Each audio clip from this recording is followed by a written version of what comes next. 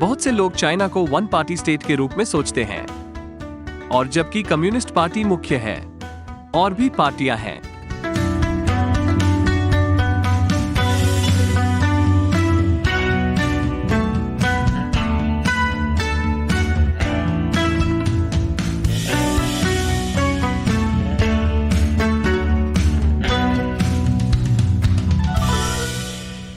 आपका स्वागत है, मैं क्रिस चैपल हूं। ये कहा गया है कि चीन एक दलीय राज्य है और चीन में एकमात्र पार्टी चीनी कम्युनिस्ट पार्टी है।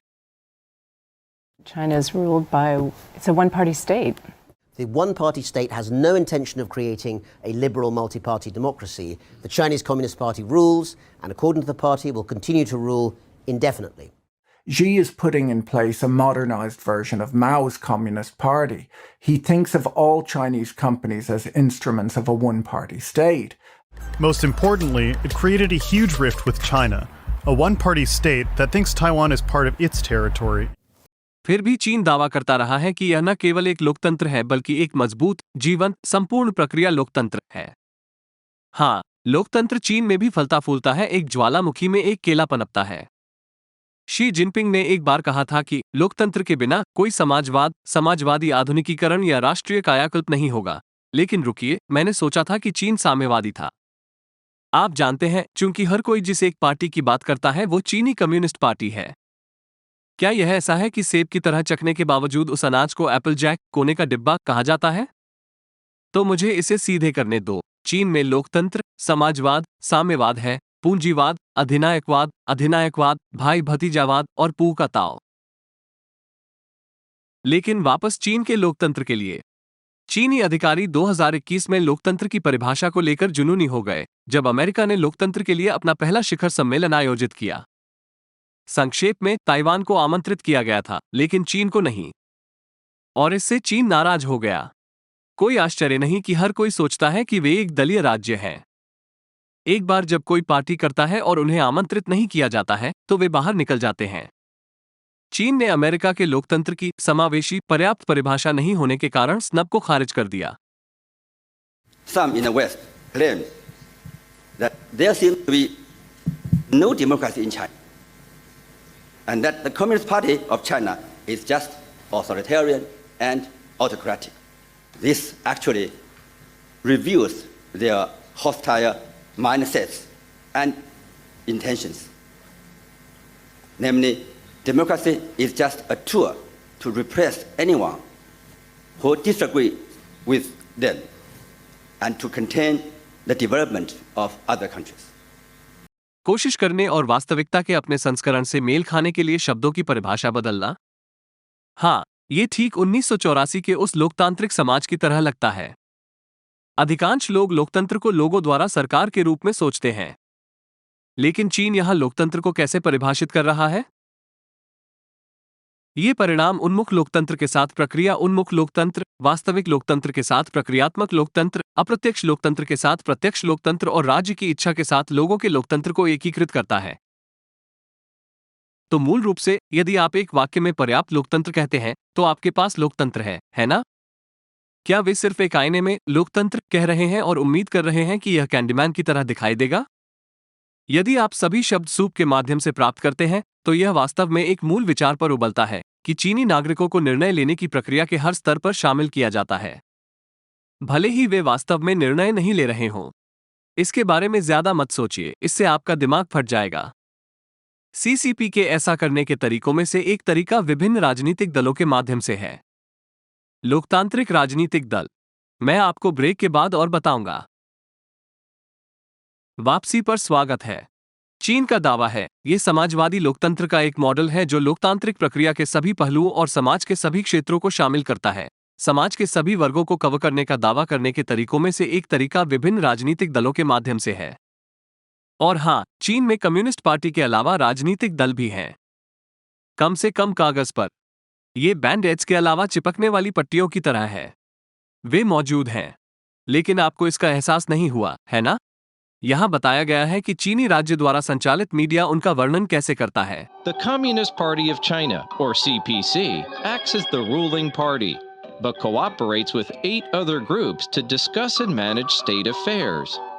The 8 parties are the Revolutionary Committee of the Chinese Kuomintang, China Democratic League, China Democratic National Construction Association, China Association for Promoting Democracy, Chinese Peasants and Workers Democratic Party, China Zhigong Party, Jusan Society, and Taiwan Democratic Self-Government League.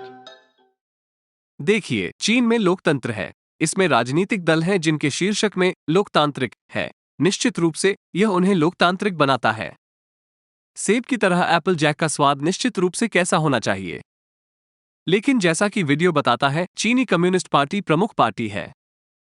ऐसा नहीं है कि दूसरी पार्टियां उठकर उसके नेतृत्व को चुनौती दे सकती हैं। अन्य राजनीतिक दल केवल इसलिए हैं क्योंकि वे सीसीपी के नेतृत्व को स्वीकार करते हैं। वे चीन की राजनीतिक प्रणाली में 1949 से तब से हैं जब चीनी कम्युनिस्ट पार्टी ने चीन पर कब्जा कर लिया था। उनके पास वास्तव में कुछ शक्ति होने लगी थी, लेकिन कुछ वर्षों के बाद वे अंततः सीसीपी की कठपुतली बन गए। सरकार उन्हें पर्यवेक्षी भूमिका के रूप में वर्णित करती है, क्योंकि सीसीपी वास्तविक सत्ताधारी पार्टी है।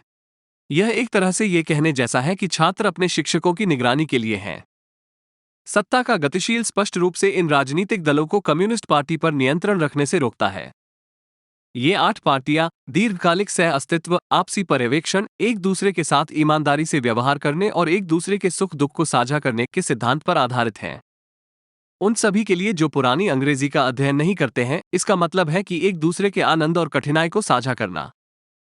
तो ये 8 राजनीतिक दल क्या कर सकते हैं? अच्छा, ज्यादा नहीं। उनके नेताओं का चयन चीनी कम्युनिस्ट पार्टी द्वारा किया जाता है, इसलिए वे अपना स्वयं का नेतृत्व भी नहीं चुन सकते हैं। वे Chinese People's Political Consultative Conference या सीपीपीसीसी नामक निकाय का हिस्सा हैं। प्रस्ताव देने और सलाह देने के अलावा इस निकाय के पास कोई वास्तविक शक्ति नहीं है, जो मुझे यकीन है कि अच्छी तरह से खत्म हो जाएगा। वो आदमी जिसने विनी द पू पर प्रतिबंध लगा दिया क्योंकि किसी ने कहा कि वो उसके जैसा दिखता है, शायद आलोचना सुनने में महान है। पीपुल्स कंसल्टेटिव कॉन्फ्रेंस उसी का हिस्सा है जिसे चीन अपना देशभक्त संयुक्त मोर्चा संगठन कहता है। संयुक्त मोर्चा प्रणाली देश और विदेश में जनता की राय को प्रभावित करने, विपक्ष को बेअसर करने और आमतौर पर सीसीपी की आंखें और कान बनने के लिए पूरे समाज का उपयोग करने के बारे में है। इसलिए इन 8 राजनीतिक दलों के सीसीपी पर नियंत्रण होने के बजाय वे वास्तव में सीसीपी के लक्ष्यों को आगे बढ़ाने में मदद कर रहे हैं, निश्चित रूप से लोकतांत्रिक रूप से। वे मूल रूप से प्यारे कुत्तों की तरह हैं जो डरावने लोग महिलाओं के गार्ड को कम करते हैं और उन्हें यह महसूस करने से रोकते हैं कि वे क्या खतरा है। दाव, क्या आप आराध्य नहीं हैं? चीनी कुओमितांग की क्रांतिकारी समिति।